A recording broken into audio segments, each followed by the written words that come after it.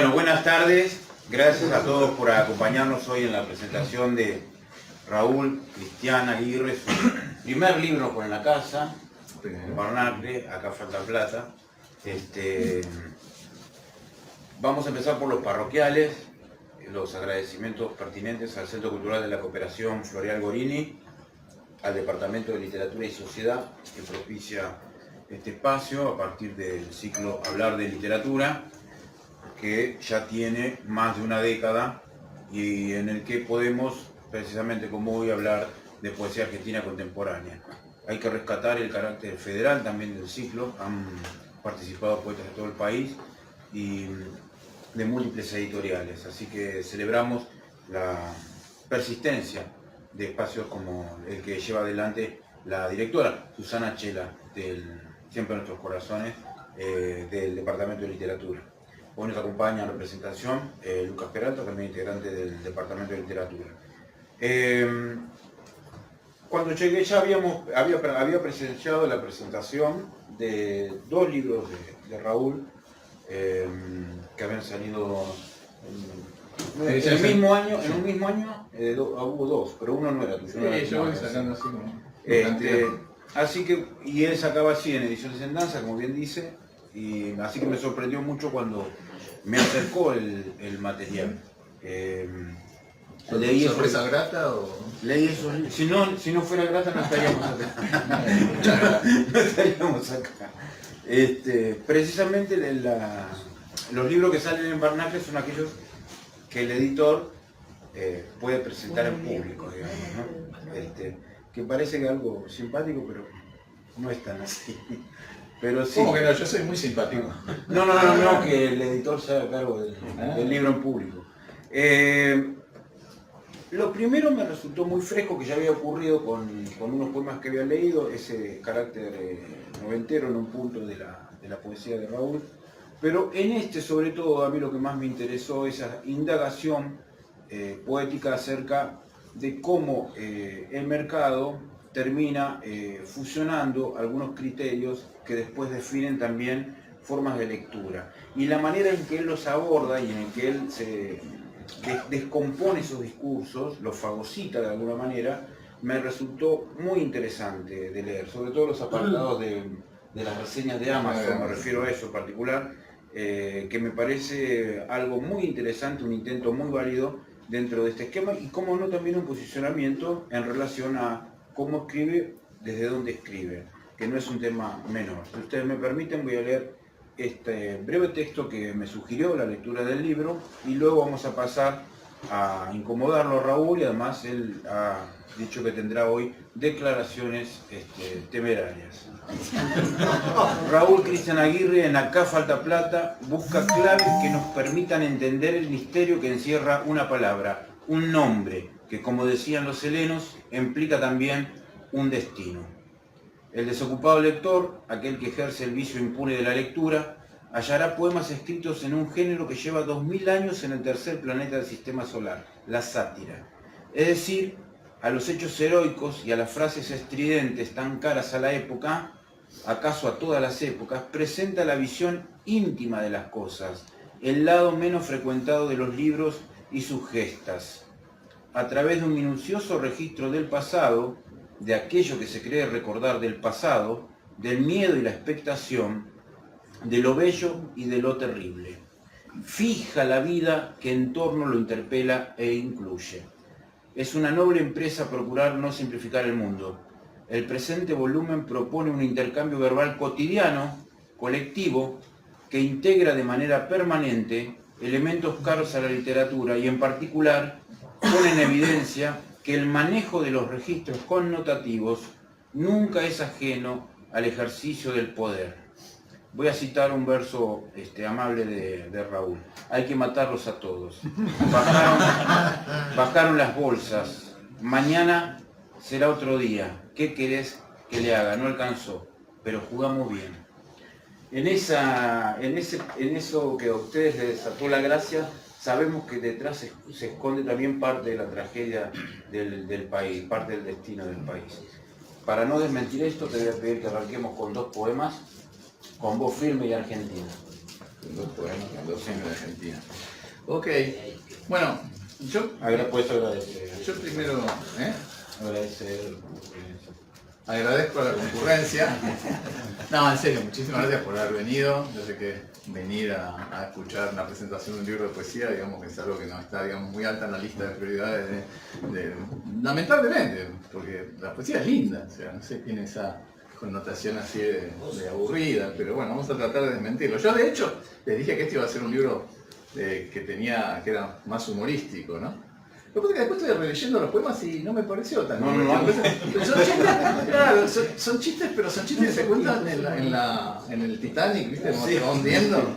Porque claro, están montados sobre una... Estos 2 versos, ahora cayeron las bolsas, matémoslo a todos, es un destino trágico. Esa es la repetición de los últimos 50 años de la historia argentina en un proceso de deterioro permanente, pero que por eso yo digo, tratás de Raúl lo que hace que me resultó lo más acaso más grato de leer, es que trata de no simplificar esas cosas, más allá de que aparentan un tono jocoso en un punto, no hay una simplificación de esos hondas tragedias son, por más que sean personales, por más que le susciten esas pequeñas publicidades de Amazon, yo creo que ahí también se cierne sobre eso gran parte de una frustración colectiva en un punto, ¿no? Sí, bueno, ya que hablas de Amazon, si querés empiezo por las reseñas de Amazon. Hay una cosa muy loca, que es que, claro, como la gente ya no lee mucho poesía, como es una cosa que tiene cada vez menos mercado, lamentablemente, de nuevo, repito, debería ser todo lo contrario, porque en tiempos oscuros yo creo que la poesía nos rescata y nos da luz. Digo, claro, nadie lee poesía, pero todos leen las reseñas de Amazon. Cuando van a comprar algo de Mercado Libre, van y miran y a ver si el producto es bueno, no sé qué. Entonces yo agarré y escribí las reseñas de Amazon poéticas. Y entonces, de ahí esta oración por unas tabletas de cloro en estado inapropiado. Oh Señor, les quiero aclarar una cosa. Esto que voy a leer, yo lo subí al producto que voy a mencionar y Amazon lo publicó. O sea que si quieren ir, van a ver mi reseña. Oh Señor de los pastos, los prados, el césped, las piscinas. Ten piedad de quienes estén tristes. Tristes por la vida en general, o por haber comprado en Amazon el cloro 5 acciones, tabletas multifunción de 500 gramos en balde de 5 kilos de la marca Tamar, y las pastillas le han llegado rotas, disueltas, inservibles. Oh Señor, no es la primera vez. Oh Señor, pero la primera vez creí que era casualidad, como cuando las cosas salen mal con el primer amor. Pero luego se da cuenta uno que no, que lo habitual es la ruptura y la disolución. Y por eso, aunque les di una segunda oportunidad, sabiendo que la vida a veces nos la niega, me he quedado con mal sabor de boca, como quien se traga una tableta multifunción de 500 gramos de cloro, Tamar, 5 acciones, y se le queda atorándole el garguero. Oh Señor, triste, estoy triste. Y más que triste, desencantado, alejado de las melodías de tus ángeles, como quien vota en las elecciones a su candidato, con el corazón galopando, y su candidato pierde por millones de votos, y trata de asimilar la derrota, y no puede asimilar la derrota. Triste, como quien vota a su propio verdugo sin saberlo y se da cuenta después, y después ya es muy tarde. Como es muy tarde, oh Señor, para volver a pedir por Amazon las tabletas multifunción de cloro, 5 acciones de Tamar, que en realidad son excelentes, pero me llegaron rotas, como un corazón roto, como un corazón que aún sigue galopando, pero hacia ningún lado, pero a ninguna parte, pero a ningún lugar.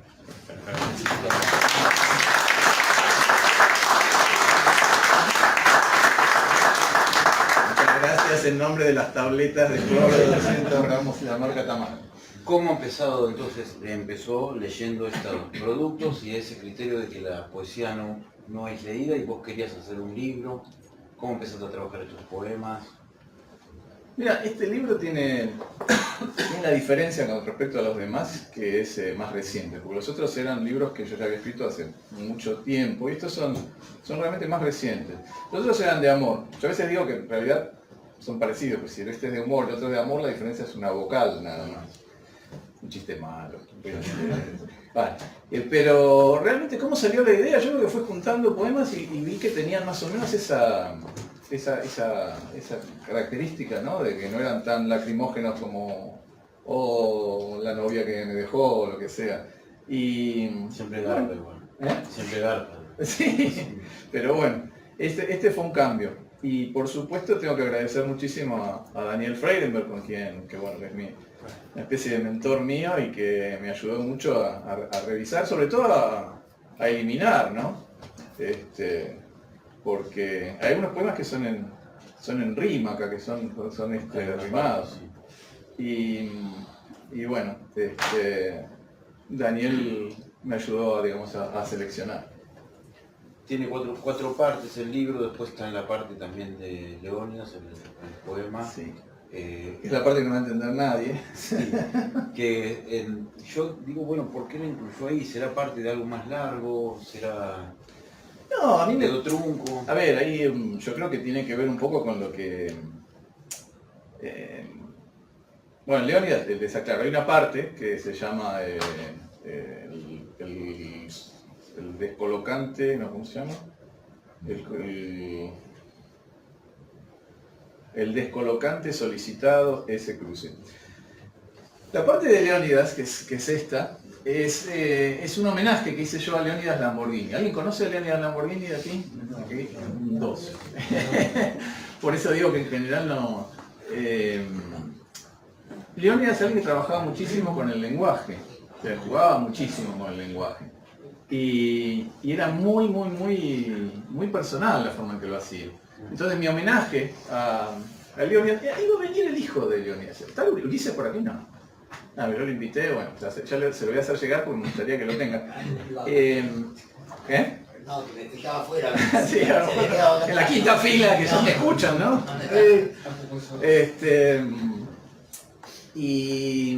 Y bueno, está hecho, digamos, a la manera de Leónidas Lamborghini, con ese juego maravilloso, ¿no? Porque hay un tema, mira, hay un post que saqué que leí en el Facebook de Daniel, que hablaba un poco de que la poesía, no me acuerdo quién, vos a lo mejor ahí te acordás, que la poesía se maneja entre dos polos, ¿no? Por un lado la materialidad de las palabras con que está hecha, y por otro lado el sentido, ¿no? Lo inmaterial del sentido.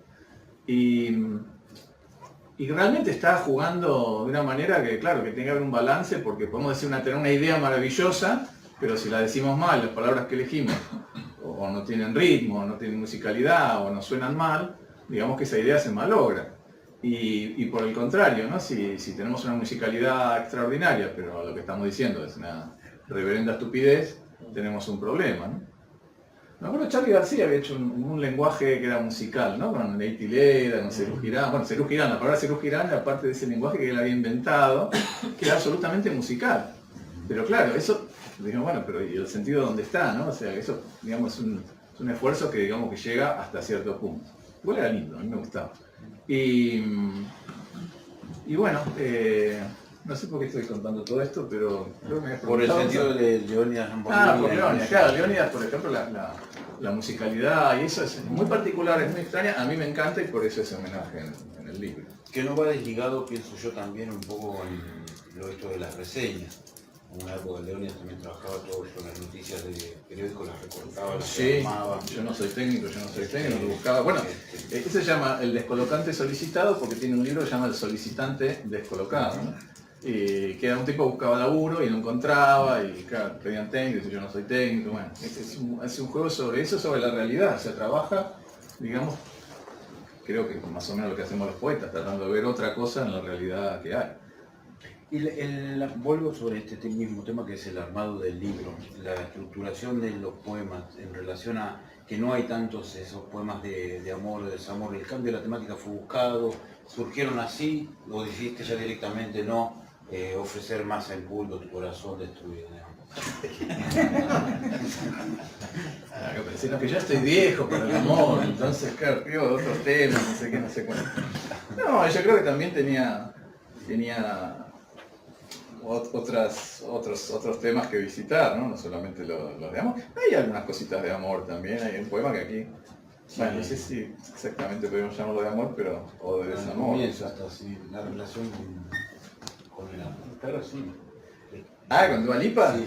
¿Querés que lo lea? Dale, vamos con ese. Este es muy cortito. ¿La tienen a Dua Lipa? Sí. ¿Saben quién es? Bueno, para los que no la conocen, es una cantante que es muy linda, la señorita. Que sabemos quién es Lamborghini, pero no Dua Lipa. ¡Claro! Lamborghini ni idea, Dua Lipa sí.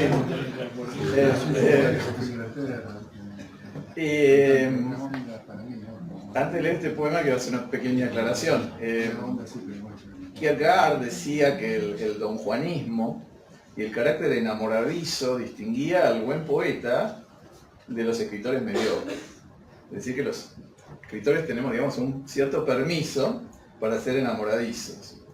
Y él decía que el secreto era tener un amor frustrado para que ese amor frustrado se pudiera convertir en una resolución lírica, digamos. Que es una idea que me gusta. Y después también está... Es una excusa buena. Es una excusa buena, sí, para enamorarse mucho. Y después hay una cosa que alude también a este poema, que Daniel me la señaló, con Cátulo. Cátulo, no sé si es Cátulo o Cátulo. Cátulo. Bueno, el poeta.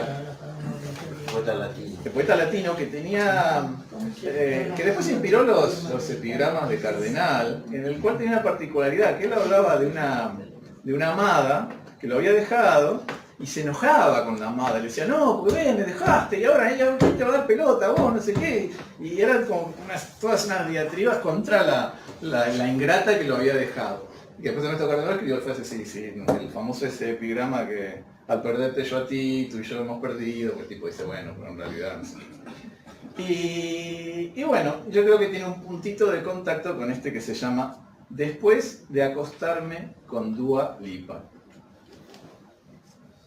Después de acostarme con Dua Lipa, escribiría versos encendidos de una notable inspiración. Qué vergüenza, Dua Lipa, privar al mundo de unos versos así.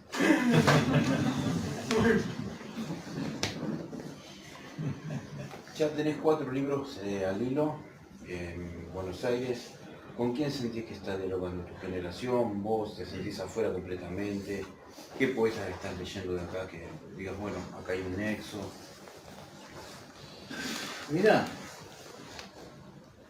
sería lindo poder decir que uno está, digamos, que es parte de una colmena, de un grupo, o lo que sea. Yo estoy muy lejos. Yo vivo, para los que no saben, yo estoy viviendo en Barcelona desde el año 88.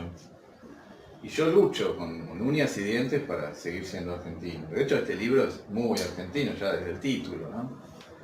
O sea, yo tengo la gran honra, o el orgullo y la suerte de no hablar en español. Yo hablo una lengua que es mucho más rica y mucho más divertida, que es el argentino. Y he tratado, es una forma verbal que por ahí no es tan argentina, un tiempo pasado perfecto, pero traté. Pero en el interior se usa. Claro, yo hablo en correntino. Yo traté mucho de no perder mi lengua, ¿no? Porque mi lengua es mi casa, ¿no? De cierta forma. Y trataré y voy a tratar de hacer todo lo posible de estar de alguna forma mezclarme con los poetas argentinos y con todo lo que más ayudar a conocer más y a estar más al tanto de lo que se publica. Ahora bien, y justamente hay un poema que quiero, hoy traje una invitada de lujo, que bueno, todos ustedes son invitados de lujo, pero traje además una actriz, que es Laura Dana, que está aquí presente, y que con ella vamos a leer un poema que habla justamente de eso, ¿no? De las modas literarias y todo eso. Que en realidad yo lo que siento es que para mí, ¿no? Un poeta debería, sí, tener en cuenta qué es lo que se está escribiendo y cuál es el grupo al que pertenece o no, pero también yo creo muchísimo en la libertad del que escribe. Y justamente hay un poema que se llama, me dijiste que era neorromántico, que habla de eso, ¿no? De cómo la...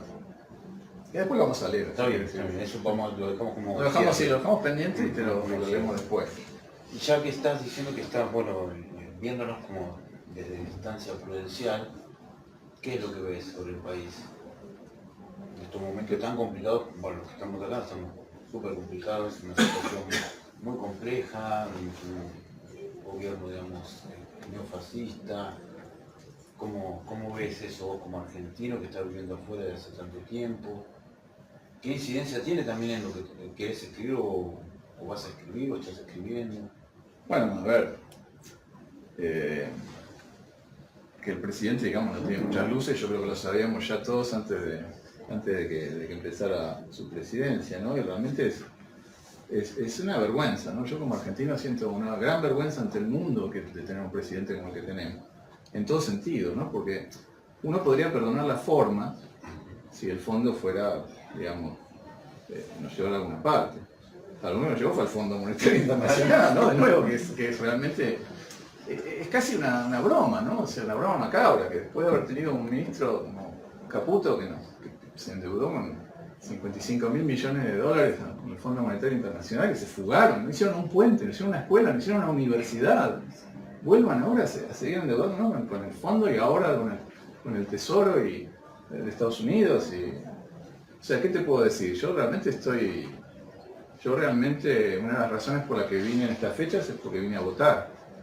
Y cómo lo veo yo, y yo sufro muchísimo por lo que está pasando, por lo que está pasando con los discapacitados y con las universidades. Yo soy un egresado de la Universidad de Buenos Aires, ¿no?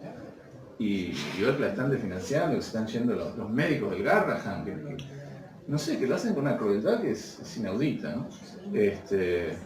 Pero bueno, tampoco quiero hablar demasiado de política, pero yo creo que es suficiente, ¿no? Con eso que dije, que no estoy muy de acuerdo con el gobierno, digamos, ¿no? Pero bueno, es lo que hay, y bueno, también quizás sea un tiempo que nos lleve a afianzarnos más en qué es lo que no queremos nunca más para nuestra Argentina.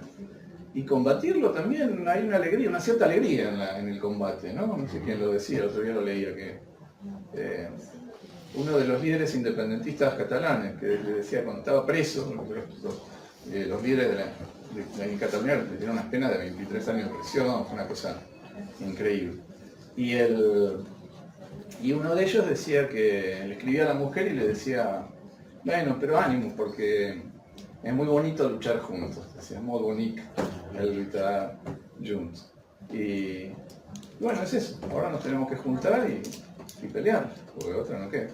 Bueno, de alguna manera hoy esta confluencia masiva, hay que decirlo, en la presentación de tu libro, por ahí se trata de eso también. Vamos a hacer entonces como un cierre así de oro, entonces con la compañera, ¿te parece? Y después hago el cierre parroquial usual y después pasamos a la parte social que es... Primero quiero leer porque me gusta mucho, me lo voy a leer. No, y quería simplemente decir unas cosas sobre el juego, el lenguaje, que bueno. Eso está bien. ¿Eso está bien? ¿Eso puede ser?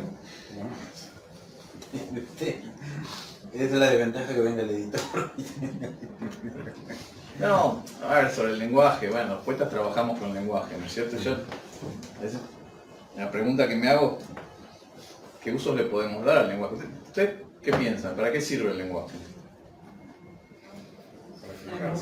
Para comunicarse, ¿no? Para comunicarse, en principio todos los días, sería el uso más inmediato, más transaccional, ¿no? Es decir, bueno, yo Tengo una fruta y vos tenés, no sé, un kilo de sal, lo intercambiamos y Porque después... somos seres racionales. ¿Eh? Porque somos seres racionales. Somos seres racionales, somos la única especie que digamos que puede hablar, que se puede comunicar por medio del lenguaje, ¿no? Y creo que era Brodsky que decía, Joseph Brodsky cuando le dieron el premio Nobel, que decía que si somos realmente la única especie que puede hablar, quizá la literatura sea el objetivo de nuestra especie, ¿no? Pero hay una cosa que a mí me gusta mucho del lenguaje, que es que nos permite jugar, ¿no? Y por eso hablábamos de Leónidas Lamborghini que jugaba y todo eso. Y también hablaba del lenguaje argentino, porque el lunfardo argentino es totalmente lúdico. Cuando decimos las palabras alberre, ¿no? Cuando cambiamos, cuando hacemos juegos paranomásticos, cuando decimos qué tragedia, por ejemplo, cuando tiene un traje lindo, ¿no? Porque cambiamos la palabra traje por tragedia. Todas esas cosas son, digamos, interesantes. Entonces, esto de la poesía, bueno, que en realidad quería hablar de la poesía que se lee y la poesía que no se lee, la poesía que se escucha, por ejemplo, en la música, ¿no? Que esos juegos también están presentes en las letras de las canciones, el lunfardo está presente evidentemente en el tango. Y los juegos, por ejemplo, no sé, en la música popular, León Gieco tiene una canción que se llama Ojo con los Orozcos, cuya particularidad es que todas las palabras son con única vocal que es la O, pero hay muchos, ¿no? Y en poesía, por ejemplo, habíamos hablado de Leónidas, pero hay muchos poetas que juegan con el lenguaje. El mismo César Fernández Moreno tiene un hermano que no es tan conocido que se llama Manrique Fernández Moreno, que es desopilante las cosas que hace con el lenguaje, ¿no? Entonces, y hubo un señor que para mí es uno de los poetas que más influenciaron, para Daniel no, pero para mí fue uno de los poetas que más influenciaron la literatura, bueno, la poesía en concreto, que se llama Tristán Tzara. Que probablemente ustedes no lo conozcan tampoco, porque no es muy conocido además como poeta, no es Neruda, no es Eliot. Y Tristán Tzara lo que empezó fue un movimiento que se llamó dadaísmo, que básicamente fue el precursor del surrealismo. Para mí no hubiera habido surrealismo sin dadaísmo, y no hubiera habido un Breton, y no hubiera habido todo ese cambio que nos libera, para mí, ojo, en mi opinión, y es una opinión de un programador de computadoras, no de un académico en literatura, nos libera del sentido, digamos, de encontrar un sentido a la poesía en términos literales. Es decir, que la poesía tenga que tener un sentido unívoco, como lo tiene el lenguaje transaccional. Es decir, yo quiero comprar 3 kilos de merluza. Eso tiene un sentido que es absolutamente unívoco. Cuando yo te digo, de tu país ya no se vuelve, un verso del tango, eso tiene mucho sentido, y es muy rico, y es muy lindo eso. Y creo que también es una de las características de la poesía, ¿no? Entonces yo tengo un poema que no voy a leer porque no me deja este señor que tengo acá, que se llama, que habla de, justamente es un ejercicio que hacían los dadaístas. Los dadaístas tenían un ejercicio que era muy interesante, que agarraban, recortaban un artículo, clic, clic, clic, todas las palabritas, las metían en una bolsa, iban sacando las palabras y con eso iban creando un poema. Y el poema tiene una cierta sabiduría y muchas veces nos revela cosas, ese juego que hacían los dadaístas. Y acá hay un poema que se llama, no me acuerdo el título, pero que lo hice exactamente siguiendo el procedimiento que sugerían los dadaístas a principios del siglo pasado, que era... Jonathan Swift tenía en uno de los viajes de Gulliver la máquina de crear poemas, que era un tubo con letras, hacía rodar hasta armar. Random. Exacto. Y ibas armando hasta que tuvieran un sentido. Bueno, el poema, si lo quieren marcar, porque aparte ustedes, por haber venido hasta acá, se van a llevar el librito, acá falta plata, se lo van a llevar, y si es posible y nos da tiempo, dedicado todos los ejemplares. Así que van a buscar en la página 38 un poema que se llama El día que el orgullo llegó a la Villa 31, que está tomado de un artículo de página 12, el cual le apliqué la maquinita de crear poemas por el método dadaísta. Y entonces voy a leer, a ver, voy a leer este porque este es divertido, y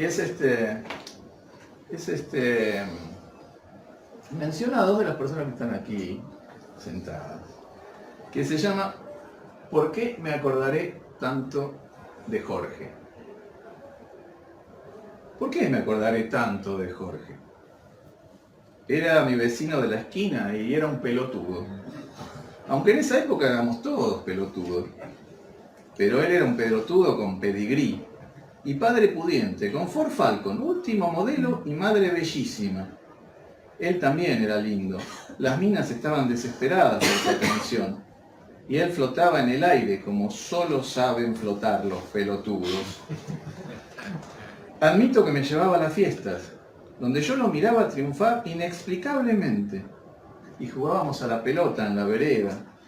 A los 14 conseguimos la dirección de una señorita de buenas costumbres. Pero él no quiso ir conmigo. Fue con el narigón que vivía a la vuelta de casa. Y cuando llegaron, la chica ya no atendía y quería joder y te jodiste, Jorge. ¿Por qué me acordaré de Jorge? En realidad me acuerdo de mí. El chico que yo era y que jugaba la pelota en la calle, para frustración de la señora de al lado. El que iba a los bailes a sentarse y planear hermosos poemas que encandilaran a las niñas, como hacía Jorge con su hermosa sonrisa pelotuda. Jorge y yo teníamos todo el tiempo del mundo. Por eso lo perdíamos dando vueltas por la villa del parque, con Pablo o Alejandro, o tomando clases sueltas de dactilografía, o tumbados al sol gigante de Mogotes, en donde los Piñeiro gozaban de una carpa familiar para siempre y llevaban con ellos a Sultán y a la mucama a pasar todo el eterno enero en la arena fugaz. A lo mejor Jorge está enojado conmigo por alguna razón. A lo mejor lo abandoné cuando me fui a vivir a la calle Melincué. A lo mejor lo abandoné cuando lo echaron de la quinta de Comu y yo seguí jugando ahí con Walter. A lo mejor lo abandoné porque me parecía un pelotudo. A lo mejor no tengo derecho a andar buscándolo ahora y disculparme, a decirle llorando, perdoname, Jorge, no voy a volver a abandonarte. Vamos otra vez a los bailes a intentar seducir institutrices. Vamos a perfeccionarnos en mecanografía. Vamos a jugar a la pelota, a la vereda. Te voy a dejar ganar, pelotudo.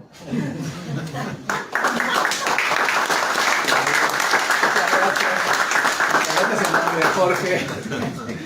Voy a leer el segundo, que es y que se llama Escándalo. Vi como un señor se introducía en una señorita. Vi como una señorita se introducía en un señor. Vi como un señor se introducía en lo que parecía una señorita, pero era otro señor. Vi como un señor que parecía una señorita se introducía en un señor que parecía un señor. Vi hembras que no eran hembras, enloquecidas de deseo. Vi hembras enloquecidas de deseo. Vi machos, muy machos, enloquecidos de deseo por un macho. Vi señoritas atadas a una cruz, con tacos aguja altísimos. Vi señoritas poniendo aparatos de látex inflables en otras señoritas. Vi señoritas que tenían adentro el brazo de otra señorita. Vi señoritas colonizando el colon de señores con consoladores de tamaños enormes. Vi señoritas vestidas de gatúbela arrodilladas abriendo la boca. Vi señores en cepos de madera. Vi lenguas en lugares desmontando los géneros. Vi cuerpos deseantes que gozaban gozados por un cuerpo. Vi cuerpos jugando con su cuerpo. Vi cuerpos jugando con 100 cuerpos. Y vi al Fondo Monetario Internacional cagándose en sus normas y estatutos, entregando 50.000 millones de dólares que se fugarían inmediatamente para sostener un gobierno insostenible, cínico y perverso. dirigido por un imbécil cínico y perverso, arrodillado a los Estados Unidos de América del Norte y endeudando a mi país durante décadas.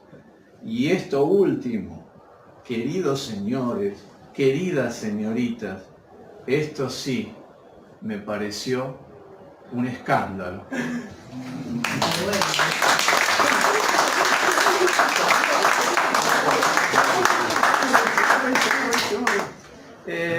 Antes de que el autor lea el último poema, y después vamos a invitarla a la compañera a cerrar esta presentación del libro, quiero decirles que el libro está disponible también, ustedes se lo van a llevar, pero para que promocionen a sus conocidos, claro, clientes y demás. A todos está sus distribuido amigos. también en las librerías de la editorial Barnacle. Bueno, eso digo, ya está listo. Y Este es muy cortito, muy cortito. Este les va a gustar. Porque les va a gustar. El otro le gustó también. ¿El otro le gustó también? Aplaudieron. 2 cartas a mí mismo se llaman. El día anterior a la final con Francia, ¿se acuerdan, no? La final con Francia. El día anterior a la final con Francia, le escribí 2 cartas a mi yo del futuro. Y las puse en 2 sobres. En un sobre escribí, por si ganamos. Y en el otro escribí, por si perdemos. En el por si perdemos, escribí frases sabias. Por ejemplo, que el éxito no es ganar una copa. Que la gloria se alcanza de a poquito, día a día. Y puse que el esfuerzo, el superarse, darlo todo de sí, ya es un premio en sí mismo. En el por si ganamos, escribí solamente, ¡qué grande! Festejemos, les rompimos el culo.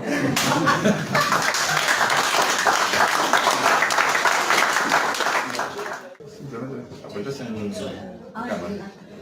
Bueno, con un dedo que ser vivo.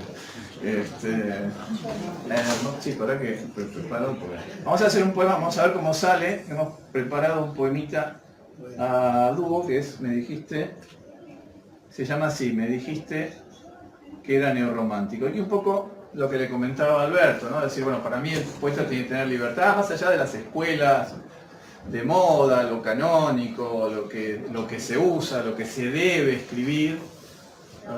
Yo, bueno, tengo la ventaja de como nadie me conoce y nadie sabe quién soy ni lo que escribo, me doy el lujo de escribir más o menos lo que... Pero yo sé que es un poco triste que alguien se tenga que ceñir a lo que dictan las modas. Así que vamos con este poema que es, que lo vamos a hacer con Laura Dana, la actriz invitada, que se llama Me dijiste que era neorromántico. Cuando te escribí un poema de amor, me dijiste que era... Neorromántico. Y que... El neorromántico ya no se usa. Entonces te escribí un poema distópico y me dijiste que... Ya está bien de noventismos. Entonces te escribí un poema complejo y me dijiste que... El neobarroco ya está agotado. Entonces te escribí un poema sin pies ni cabeza y me ladraste que... El surrealismo burgués, al centrarse en lo onírico y lo inconsciente, marcha a contracorriente de la lucha de clases, desviando la atención de las tensiones sociales, prefiriendo la introspección a la revolución. Entonces te escribí como si te hablara en el colectivo y me escupiste que... Que el coloquialismo es una entelequia. Entonces te escribí una receta de cocina que aprendí de un TikToker y al toque cacareaste que... El abuso de los infinitivos es un enfoque arcaico. Y la carne picada mejor no consumirla por temor a los brotes de encefalopatía, o de esterocolitis, o de salmonelosis, sin mencionar lo malo que es el colesterol malo. Y entonces me pregunto, ¿cómo mierda querés que te escriba, querida?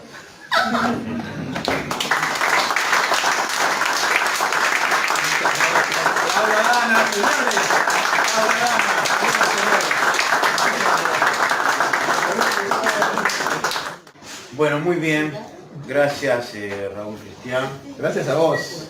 Gracias. Y gracias también, pero casi me olvidaba, Marcelo Novo, El arte de tapa es de un artista argentino que también vive afuera, vive en Estados Unidos, y que tenemos la suerte de poder tener una tapa, es una tapa realmente muy hermosa. hermosa, sí. Bueno, vuelvo a agradecer al Centro Cultural de la Cooperación, Floral Gorini, al Departamento de Literatura y Sociedad, por la posibilidad de realizar esta presentación. Somos Barnacle, confiamos en las palabras, en la oscuridad de la vida, eso es todo.